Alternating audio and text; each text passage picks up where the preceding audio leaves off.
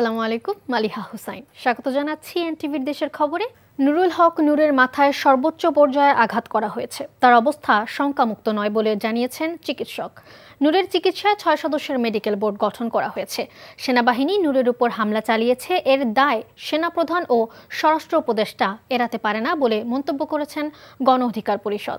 তাই স্বরাষ্ট্র উপদেষ্টার পদত্যাগ দাবি করেছেন দলের নেতারা। নূরের উপর যারা হামলা করেছে তাদের শাস্তির দাবি জানিয়েছে বিএনপি, গণসংহতি আন্দোলন ও বিভিন্ন রাজনৈতিক দলের নেতাকর্মীরা। রিপোর্ট করছেন আবির আহমেদ। বিজয়নগরে গণ অধিকার পরিষদের সভাপতি ও ডাকসুর সাবেক ভিপি নুরুল হক নূরের উপর হামলা চালায় আইনশৃঙ্খলা বাহিনী। এ সময় নূরের মাথা, নাক, চোখ মারাত্মকভাবে ক্ষতিগ্রস্ত হয়। তাকে ঢাকা মেডিকেলের আইসিইউতে ভর্তি করা হয়েছে, গঠন করা হয়েছে চিকিৎসকদের বোর্ড। তাকে দেখতে আসেন বিএনপি স্বাস্থ্য বিষয়ক সম্পাদক ডক্টর রফিকুল ইসলাম। সকালে তার জ্ঞান ফিরলেও তিনি এখনও শঙ্কামুক্ত নন বলে জানিয়েছেন ঢাকা মেডিকেল কলেজের নিউরোসার্জন ডক্টর জাহিদ রায়হান। নাকের যে বোন সেটি ভেঙে গিয়েছে, সেই জন্য তাকে নেজাল প্যাক দেওয়া এবং তাকে অক্সিজেন সম্বলিত একটি আইসিইউর একটি বেডে এবং সেখানে চিকিৎসাধীন আছেন। উনি এখনো পর্যন্ত আশঙ্কামুক্ত, কিন্তু ওনার সোডিয়াম লেভেলটা আমরা কারেকশন না করা পর্যন্ত আমরা আশঙ্কামুক্ত একদম কনফিডেন্টলি বলতে পারছি না। গতকালের হামলায় আহত গণ অধিকার পরিষদের সাধারণ সম্পাদক রাশেদ খান দাবি করেন পরিকল্পিতভাবে নূরকে হত্যার চেষ্টা করা হয়েছে। সেনাপ্রধানের উদ্দেশ্যে বলতে চাই, সেনাবাহিনীর যারা নুরুল হক নূরকে রক্তাক্ত করেছে, যারা আমাদের নেতাকর্মীদেরকে রক্তাক্ত করেছে, তাদের বিরুদ্ধে উপযুক্ত ব্যবস্থা গ্রহণ করতে হবে। নূরকে দেখতে হাসপাতালে যান বিএনপির স্থায়ী কমিটির সদস্য ডক্টর আব্দুল মঈন খান। রাজনৈতিক কর্মসূচি পালনের সময় নির্মমভাবে আঘাত হানা হয়েছে। এখানে শান্তিপূর্ণ, নিয়মতান্ত্রিক, গণতান্ত্রিক রাজনীতিতে প্রত্যেকের মতামত প্রকাশের স্বাধীনতা থাকবে। এখানে কারোকে গায়ের জোরে তার মুখ বন্ধ করা যাবে না। নুরুল হক নূর, রাশেদ খান সহ নেতাকর্মীদের উপর হামলার ঘটনার তীব্র নিন্দা ও প্রতিবাদ জানান গণসংহতি আন্দোলনের প্রধান সমন্বয়কারী জোনায়েদ সাকি। তাই সেটা অবিলম্বে তদন্ত করা দরকার এবং যথার্থ তদন্ত করা দরকার। প্রধান উপদেষ্টা ডক্টর মোহাম্মদ ইউনূস আশ্বস্ত করেছেন নূরের উপর হামলার ঘটনা তদন্ত করে জড়িতদের বিরুদ্ধে ব্যবস্থা নেওয়া হবে। এদিকে গণ অধিকার পরিষদের সভাপতির উপর হামলার প্রতিবাদে বিক্ষোভ মিছিল করেছে বাংলাদেশ জামাতে ইসলামী। আবির আহমেদ, এনটিভি নিউজ, ঢাকা। জাতীয়তাবাদী ক্ষুদ্র জাতিগোষ্ঠীর জাতীয় প্রতিনিধি সম্মেলন চলছে। ময়মনসিংহের টাউন হল অডিটোরিয়ামে আয়োজিত এই সম্মেলনে দেশের সমতল অঞ্চলের 14টি জেলার সহস্রাধিক প্রতিনিধি অংশগ্রহণ করেছেন। অনুষ্ঠানে ভার্চুয়ালি যুক্ত হয়েছেন বিএনপির ভারপ্রাপ্ত চেয়ারম্যান তারেক রহমান। এ সময় ক্ষুদ্র জাতিগোষ্ঠীর সদস্যরা তাদের ঐতিহ্য তুলে ধরেন। জিয়া পরিবারের সদস্য ও বিএনপি মহাসচিবকে উপহার হিসেবে দেয়া হয় মুকুট ও উত্তরীয়। বিএনপির পক্ষ থেকে ক্ষুদ্র জাতিগোষ্ঠীর সদস্যদের হাতে তুলে দেয়া হয় সেলাই মেশিন।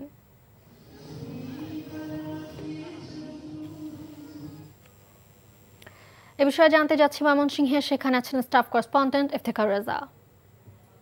ইফতেখার, তারেক রহমান কখন বক্তব্য রাখবেন জানাবেন? আমরা দাঁড়িয়ে কলকাতা দেব একমাত্র আমাদের নেতার জন্য, যিনি আজকে আমাদেরকে সময় দিয়েছেন। যখনই তাকে বলেছি। ধন্যবাদ মালিহা। আজকে যে প্রতিনিধি সম্মেলন করতে যাচ্ছে বা চলছে, এখন পর্যন্ত চলমান রয়েছে, এটি মূলত একটি ঐতিহাসিক সম্মেলন। এর আগে মূলত এই ধরনের সমতলে থাকা ক্ষুদ্র জাতিগোষ্ঠী যারা রয়েছেন তাদেরকে উপলক্ষ করে বা তাদের যে অভাব আবদার বা সমস্যা বা সেই সমস্যাগুলোর সমাধানের কথা শোনার জন্য এর আগে তেমন একটি উল্লেখযোগ্য কোনো অনুষ্ঠান করেনি। এর আগে বাংলাদেশে প্রচলিত যে রাজনৈতিক দলগুলো ছিল সেগুলো মূলত বিএনপি এমন একটি উদ্যোগ গ্রহণ করেছে এবং মূলত বিএনপি চাই বা বিএনপি এখন পর্যন্ত কেন্দ্রীয় নেতা যারা রয়েছেন তারা বলেছেন যে ক্ষুদ্র জাতিগোষ্ঠী যারা রয়েছেন তারাও বাংলাদেশি পরিচয়ে পরিচিত অবশ্যই, এবং তার সাথে তারা যাতে বাংলাদেশের মূল ধারার প্রত্যেকটি বিভাগে এবং কর্মসংস্থান, পড়াশোনা সহ যত ধরনের প্রতিষ্ঠান রয়েছে সেই প্রতিষ্ঠানগুলোতে তারা যাতে যুক্ত হতে পারেন এবং তারা যাতে বাংলাদেশের জাতীয়তাবাদ ধারণ গ্রহণ করতে পারেন সেই লক্ষ্যে মূলত এই প্রতিনিধি সম্মেলন হচ্ছে। এবং সমতলের মূলত মোট 12 থেকে 14টি জেলার নানা প্রায় 36টি জাতিগোষ্ঠীর ক্ষুদ্র ক্ষুদ্র যে জনপ্রতিনিধি বা প্রতিনিধি যারা রয়েছেন বিভিন্ন সামাজিক স্তরে তাদেরকে এখানে যুক্ত করা হয়েছে। এবং এই অনুষ্ঠানে কিছুক্ষণের মধ্যে প্রধান অতিথির বক্তব্য রাখবেন বিএনপির ভারপ্রাপ্ত চেয়ারম্যান তারেক রহমান। এবং অনুষ্ঠানের শুরুতে একটি মনোজ্ঞ সাংস্কৃতিক অনুষ্ঠান অনুষ্ঠিত হয়েছে, যেগুলো ক্ষুদ্র জাতিগোষ্ঠীদের যে ঐতিহ্য সংস্কৃতি বা রীতিনীতি যেগুলো রয়েছে সেইগুলোই মূলত তুলে ধরার চেষ্টা করা হয়েছে। এবং তাদের যে প্রতিনিধি যারা রয়েছেন তারাও বারবার বলার চেষ্টা করেছেন তারাও বাংলাদেশের যে মূলধারা বা যে কোনো ধরনের সামাজিক রাষ্ট্রীয় এবং সকল প্রকার কর্মকাণ্ডে তারাও সমানভাবে যুক্ত হতে চান। তো এই ছিল ময়মনসিংহ টাউন হল থেকে ক্ষুদ্র জাতিগোষ্ঠীর সম্মেলনের সর্বশেষ তথ্য। জানছিলাম বিএনপির ক্ষুদ্র জাতিগোষ্ঠীর সম্মেলনের খবর। বিএনপির জাতীয় স্থায়ী কমিটির সদস্য সালাউদ্দিন আহমেদ বলেছেন, দেশে নির্বাচনী আমেজ চলছে। এই মুহূর্তে কেউ নির্বাচনের বিরুদ্ধে কথা বললে জনগণ তাদের প্রত্যাখ্যান করবে। দুপুরে নেত্রকোনার মুক্তারপাড়া মাঠে জেলা বিএনপির ত্রিবার্ষিক সম্মেলনে অংশ নিয়ে এসব কথা বলেন তিনি। বলেন, আওয়ামী লীগের ইতিহাস এদেশে গণতন্ত্র হত্যার ইতিহাস। আওয়ামী লীগের ইতিহাস সন্ত্রাসবাদীদের ইতিহাস। সুষ্ঠু গণতান্ত্রিক ধারা প্রতিষ্ঠিত হলে দেশে আর কখনো ফ্যাসিবাদের জন্ম হবে না। তিনি আরও বলেন, যে সমস্ত সংস্কার ঐক্যমতের কমিশনে ঐক্যমত্যের ভিত্তিতে গৃহীত হয়েছে সে সমস্ত সংশোধনীগুলো কেবলমাত্র জনগণের ম্যান্ডেট প্রাপ্ত নির্বাচিত সরকার সংসদই করতে পারে। বাংলাদেশের সংবিধানে পিআর নামক কোনো শব্দ নাই। সুতরাং আমাদের জনগণকে বিভ্রান্ত না হওয়ার জন্য অনুরোধ জানাবো, বাংলাদেশের সকল মানুষকে আহ্বান জানাবো, আপনারা যে ভোটাধিকারের জন্য গণতান্ত্রিক অধিকারের জন্য দীর্ঘ 16-17 বছর রাজপথে আন্দোলন করেছেন, সেই ভোটাধিকার প্রয়োগের মধ্য দিয়েই আপনারা আপনাদের অধিকার ফিরে পাবেন। 15 ফেব্রুয়ারির মধ্যেই ত্রয়োদশ জাতীয় নির্বাচনের ভোট সম্পন্ন হবে বলে জানিয়েছেন প্রধান উপদেষ্টার প্রেস সচিব শফিকুল আলম। বর্তমান পরিস্থিতি এবং জাতীয় নির্বাচন নিয়ে রোববার বিএনপি জামায়াত এবং জাতীয় নাগরিক পার্টির সঙ্গে বৈঠকে বসবেন প্রধান উপদেষ্টা ডক্টর মোহাম্মদ ইউনূস। রাষ্ট্রীয় অতিথি ভবন যমুনার সামনে সংবাদ সম্মেলনে প্রেস সচিব বলেন, গণ অধিকার পরিষদের সভাপতি নুরুল হক নূরের হামলার বিষয়ে বিচারিক তদন্ত কমিটির গঠিত হয়েছে। এর সঙ্গে কার কার সংশ্লিষ্টতা আছে সেটি বেরিয়ে আসবে বলে জানান তিনি। হামলাকারী লাল শার্ট পরা ব্যক্তি পুলিশের কনস্টেবল বলেও নিশ্চিত করেন প্রেস সচিব। আগামী ফেব্রুয়ারির নির্বাচন কোনো শক্তি ষড়যন্ত্রের মাধ্যমে রুখে দিতে পারবে না বলে মন্তব্য করেন শফিকুল আলম। সমসাময়িক পরিস্থিতি এবং নির্বাচন নিয়ে বিএনপি জামায়াত ও এনসিপির সঙ্গে বৈঠকের খবর দেন তিনি।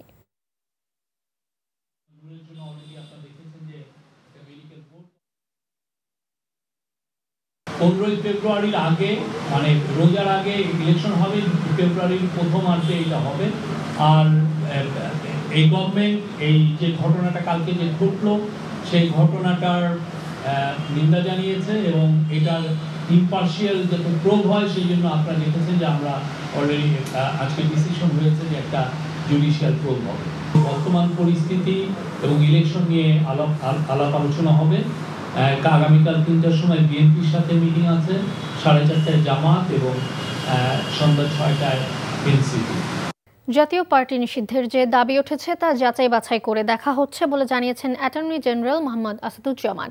দুপুরে ঝিনাইদহে এক অনুষ্ঠানে তিনি একথা বলেন। তদন্ত থেকে শুরু করে তাদের বিরুদ্ধে সর্বোচ্চ ব্যবস্থা নেওয়া হয়েছে এবং দ্রুততম সময়ে নেওয়া হয়েছে। আমরা যদি কোনো অভিযোগ থাকে আমাদের পর্যন্ত আসলে আমরা তার জন্য যা যা করণীয় করব। আজ আন্তর্জাতিক গুম প্রতিরোধ দিবস। ডিসেম্বরের মধ্যেই গুম হওয়া ব্যক্তিদের তালিকা প্রকাশ করা হবে বলে জানিয়েছেন গুম সংক্রান্ত তদন্ত কমিশনের সদস্য নূর খান লিটন। এদিকে অভিযুক্তদের বিচার দাবিতে সারা দেশে মানববন্ধন সহ নানা কর্মসূচি পালিত হয়েছে। আন্তর্জাতিক গুম দিবস উপলক্ষে খুলনায় মানববন্ধন ও র্যালি হয়েছে। সকালে মানবাধিকার সংগঠন অধিকার নগরীর পিকচার প্যালেস মোড়ে এই মানববন্ধনের আয়োজন করে। এর আগে খুলনা প্রেস ক্লাবের সামনে থেকে একটি র্যালি বের হয়। সিলেট কেন্দ্রীয় শহীদ মিনারে মানববন্ধনের আয়োজন করেন আমরা গুম পরিবার। শেখ হাসিনা পতনের 1 বছর পার হলেও গুম হওয়া ব্যক্তিদের সন্ধানে কার্যকর উদ্যোগ না নেওয়ায় ক্ষোভ জানান। গুম হওয়া মানুষগুলোর দ্রুত ফিরিয়ে আনার দাবি জানিয়েছেন স্বজনরা।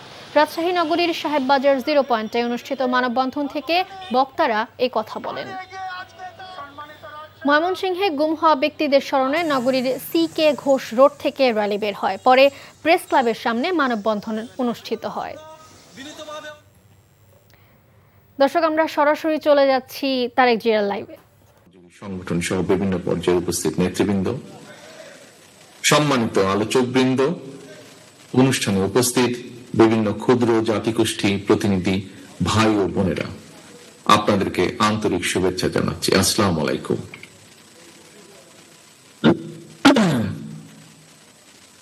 গারো, হাজং, বানাই, কোচ, ক্ষত্রিয়, সাঁওতাল, ওরাং, মালো, মাহাতো, খাসিয়া, পাত্র এবং মণিপুরী সহ বাংলাদেশে বিশেষ করে সমতল ভূমিতে বসবাসরত বিভিন্ন ক্ষুদ্র জনগোষ্ঠীর বিদ্যমান সমস্যা, সম্ভাবনা এবং করণীয় সম্পর্কে আমাদের আজকের এই অনুষ্ঠানের বিভিন্ন আলোচকবৃন্দ তাদের আলোচনার মাধ্যমে অনেক গুরুত্বপূর্ণ বিষয়গুলো আমাদের সামনে উপস্থাপন করেছেন। সম্মানিত উপস্থিতিবৃন্দ, আমার বক্তব্য শুরু করার আগে আমি এই অনুষ্ঠানে বিশেষ করে বৃহত্তর ময়মনসিংহ এলাকায় সমতলে বসবাসকারী ক্ষুদ্র জনগোষ্ঠীর তৎকালীন নেতৃবৃন্দের সঙ্গে, আমি বেশ আগের কথা বলছি, শহীদ জিয়াউর রহমানের সাথে তাদের ইন্টারাকশনের দু একটি ছোট বিষয় আপনাদের সামনে উল্লেখ করতে চাই। যদিও সভাপতি সাহেব ওনার বক্তব্যে তার কিছু কিছু বিষয় বলেছেন। এখানে বেশ কিছু মুরব্বী প্রবীণ নাগরিক উপস্থিত আছেন, নিশ্চয়ই তাদের মনে আছে যারা বক্তব্য রেখেছেন তাদের ভেতরেও প্রবীণ নাগরিক আছেন। তাদের মধ্যে সভাপতি সাহেব সহ দু একজন উল্লেখ করেছেন 1976-77 সালের দিকে শহীদ রাষ্ট্রপতি জিয়াউর রহমানের সঙ্গে বৃহত্তর ময়মনসিংহের সমতলে বসবাসকারী ক্ষুদ্র জাতিগোষ্ঠীর মানুষের বিভিন্ন সময় একাধিকবার মত বিনিময় অনুষ্ঠান হয়েছিল এবং সেই সময় শহীদ জিয়া বৃহত্তর ময়মনসিংহ এলাকায় এই ক্ষুদ্র জাতিগোষ্ঠীর জীবন মান উন্নয়ন এবং তাদের সাংস্কৃতিক চর্চার বিকাশের লক্ষ্যে খুব সম্ভবত বিরিশিরি কালচার একাডেমি প্রতিষ্ঠা করেছিলেন। এছাড়াও ট্রাইব্যুনাল ওয়েলফেয়ার অ্যাসোসিয়েশন গঠন করেছিলেন গারো জাতিগোষ্ঠীর জন্য। আমরা এর ভিতরে শুনেছি রেডিওতে সালগিত্তার প্রোগ্রাম চালু করেছিলেন তিনি। ছাত্র হোস্টেল নির্মাণ, বিশেষ করে বিশেষ উদ্যোগে সরকারি চাকরিতে যে নিয়োগ এবং উচ্চ শিক্ষার সুযোগ সৃষ্টির সহ বিভিন্ন সুযোগ সুবিধা নিশ্চিত করেছিলেন তৎকালীন সরকার শহীদ রাষ্ট্রপতি জিয়াউর রহমানের নেতৃত্বে। সমতলে বসবাসকারী ক্ষুদ্র জনগোষ্ঠী শহীদ জিয়াউর রহমানের সঙ্গে তাদের একটা নিবিড় সম্পর্ক গড়ে উঠেছিল এবং এই নিবিড় সম্পর্ক স্মৃতি বিজড়িত একটি স্থান আজকের এই ময়মনসিংহ। সম্মানিত উপস্থিতিবৃন্দ, আজকের এই প্রতিনিধি সমাবেশ নিয়ে আমি একজন রাজনৈতিক কর্মী হিসাবে কিছু কথা আপনাদের সামনে তুলে ধরতে চাই। প্রায়শই আমি একটি কথা বলি, বা রাজনৈতিক কর্মী হিসাবে আমরা সাধারণত যে সকল সমাবেশে বক্তব্য রাখি, আজকের এই সমাবেশটি আমার দৃষ্টিতে অবশ্যই একটু ভিন্ন রকম সমাবেশ। আর রাজনৈতিক দল বা বিভিন্ন সমাবেশগুলো যেরকম হয় ঠিক সেরকম নয়। খুব সম্ভবত এখানে একজন বক্তা এই কথাটি তার বক্তব্যে তুলে ধরেছেন। আমার দৃষ্টিতে এই সমাবেশটি একটি মনস্তাত্ত্বিক, সামাজিক এবং রাজনৈতিক এবং অর্থনৈতিক তাৎপর্য রয়েছে এই সমাবেশটির। উপস্থিতিবৃন্দ, আমরা জানি প্রেম প্রকৃতির নিবিড় সংস্পর্শে বেড়ে ওঠা ক্ষুদ্র জনগোষ্ঠীর মানুষেরা সাধারণত শেকড়ের সঙ্গে বন্ধন ছিন্ন করতে চায় না এবং খুব সম্ভবত এটি শুধু বাংলাদেশেই নয়, বিশ্বের বিভিন্ন দেশে ক্ষুদ্র জনগোষ্ঠীর মানুষের মধ্যে একই প্রবণতা বিদ্যমান। এতক্ষণ দেখছিলেন বিএনপির ভারপ্রাপ্ত চেয়ারম্যান তারেক রহমানের বক্তব্যের অংশবিশেষ। কিশোরগঞ্জের ঐতিহ্যবাহী পাগলা মসজিদের 13টি লোহার দান বাক্স 4 মাস 17 দিন পর খোলা হয়েছে। এবার সেখান থেকে পাওয়া যায় 32 বস্তা টাকা। এখন চলছে গণনার কাজ। সকালে কিশোরগঞ্জের জেলা প্রশাসক ও পাগলা মসজিদ পরিচালনা কমিটির সভাপতি ফৌজিয়া খান এবং পুলিশ সুপার মোহাম্মদ হাসান চৌধুরীর উপস্থিতিতে দান বাক্সগুলো খোলা হয়। এ সময় বিপুল সংখ্যক সেনাবাহিনী, পুলিশ ও আনসার সদস্যরা উপস্থিত ছিলেন। এর আগে চলতি বছরের 12 এপ্রিল মসজিদের দান বাক্সে 4 মাস 12 দিনে পাওয়া গিয়েছিল 28 বস্তা টাকা। সারাদিন গণনা শেষে যার পরিমাণ দাঁড়ায় রেকর্ড 9,17,80,687 টাকা। এছাড়াও দান বাক্সে মিলে বিপুল পরিমাণ স্বর্ণ, রূপার অলংকার ও বিভিন্ন দেশের মুদ্রা। মেহেরপুর জেলা বিএনপির দ্বিবার্ষিক সম্মেলন এবং কাউন্সিলের শুরু হয়েছে। সকালে জেলা সরকারি কলেজ মাঠে উদ্বোধন করেন জাতীয় নির্বাহী কমিটির সদস্য ও ঢাকা মহানগর উত্তর বিএনপির সহসভাপতি আমানুল্লাহ আমান। আয়োজকরা জানান, দীর্ঘদিন পর এ ধরনের সম্মেলন অনুষ্ঠিত হওয়ায় শহর জুড়ে উৎসবমুখর পরিবেশ সৃষ্টি হয়। সম্মেলনে জেলা, উপজেলা ও ইউনিয়ন পর্যায়ের বিএনপি এবং অঙ্গ সহযোগী সংগঠনের হাজারো নেতাকর্মীরা যোগ দেয়। এই ছিল দেশের খবরে। এই খবরের ভিডিও সহ আপডেট জানতে ভিজিট করুন এনটিভি অনলাইন www.ntvbd.com। এছাড়াও এনটিভির জনপ্রিয় সব অনুষ্ঠান ও খবরের আপডেট জানতে ভিজিট করুন আমাদের ইউটিউব ও ভেরিফাইড ফেসবুক পেজ। 6টায় ইভিনিং নিউজ দেখার আমন্ত্রণ রইল। ধন্যবাদ সবাইকে।